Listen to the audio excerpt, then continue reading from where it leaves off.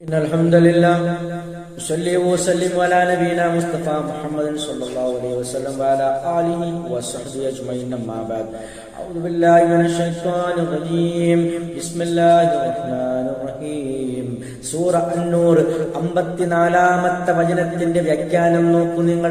ഖുൽ നബിയെ താങ്കൾ പറയൂ, അത്തിഉല്ലാഹ നിങ്ങൾ അല്ലാഹുവിനെ അനുസരിക്കൂ, വ അത്തിഉ റസൂല റസൂലിനെയും അനുസരിക്കൂ.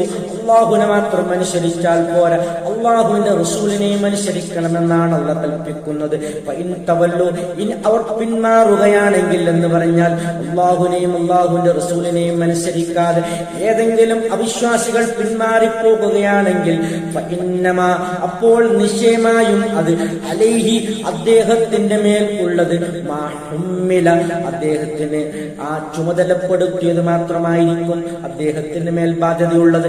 എന്താണോ അല്ലാഹു സുബ്ഹാനഹു വ തആല അല്ലാഹുവിന്റെ റസൂലിന് ചുമതലപ്പെടുത്തിയത് അതാണ് അദ്ദേഹത്തിന് ചുമതലപ്പെടുത്തിയത് മാത്രമേ അലൈഹി അദ്ദേഹത്തിന്റെ മേൽ ബാധ്യതയായുള്ളൂ. അലൈക്കും മാ ഹുമ്മിൽതും നിങ്ങളുടെ മേൽ ചുമതലപ്പെടുത്തപ്പെട്ടത് നിങ്ങളുടെ മേലും ബാധ്യതയായിട്ടുണ്ടായിരിക്കുമെന്നാണ്. അതുകൊണ്ട് ഓരോ വ്യക്തികളും അവരവരോട് ചുമതലപ്പെടുത്തിയതിനെ പറ്റി ചോദ്യം ചെയ്യുന്നതാണ്. അവരവർക്ക് ഉത്തരവാദിത്വമുണ്ടെന്നാണ് അല്ലാഹു സുബ്ഹാനഹു വ തആല ഈ വചനങ്ങളിൽ കൂടി നമുക്ക് പഠിപ്പിച്ചു തരുന്നത്. വഇൻ തുതിഉഹു തഹ്തദു വഇൻ തുതിഉഹു ഇനി നിങ്ങൾ അദ്ദേഹത്തെ അനുസരിക്കുകയാണെങ്കിൽ, അല്ലാഹുവിന്റെ റസൂൽ സല്ലല്ലാഹു അലൈഹി വസല്ലമയെ നിങ്ങൾ അനുസരിക്കുകയാണെങ്കിൽ തഹ്തദു നിങ്ങൾ സന്മാർഗം പ്രാപിക്കുമെന്നാണ് അല്ലാഹു പറയുന്നത്.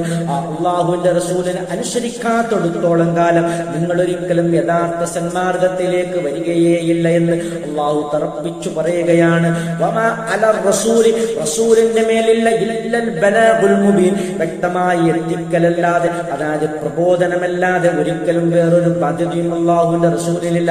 നിങ്ങൾക്ക് ഈ കാര്യം അള്ളാഹുവിങ്കിൽ നിന്നുള്ള ആ സതുപദേശം, ആ സന്ദേശം നിങ്ങൾക്ക് എത്തിച്ചു തരാനുള്ള ബാധ്യത മാത്രമേ ആ റസൂൽ ഏറ്റെടുത്തിട്ടുള്ളൂ. അതല്ലാത്ത ഒരു ബാധ്യതയുമില്ല. നിങ്ങൾ നിർബന്ധിച്ചുകൊണ്ട് ഇസ്ലാമിലേക്ക് ചേർക്കേണ്ട ബാധ്യതയൊന്നും അല്ലാഹുവിന്റെ റസൂൽ ഏറ്റെടുത്തിട്ടില്ല എന്നാണ് ആ പറഞ്ഞതിന്റെ അർത്ഥം. നിങ്ങൾക്ക് ഈ സത്യം എത്തിച്ചു തരൽ മാത്രമാണ് ആ റസൂലിന്റെ ബാധ്യത, ആ പ്രബോധനമാണ് അല്ലാഹുവിന്റെ റസൂലിന്റെ ബാധ്യത എന്നാണ് ഈ ആയത്തിൽ കൂടി വ്യക്തമായും കൃത്യമായും അല്ലാഹു നമുക്ക് പഠിപ്പിച്ചു തരുന്നത്. ആഖിറു ദഅവാനാ അൽഹംദുലില്ലാഹി റബ്ബിൽ ആലമീൻ.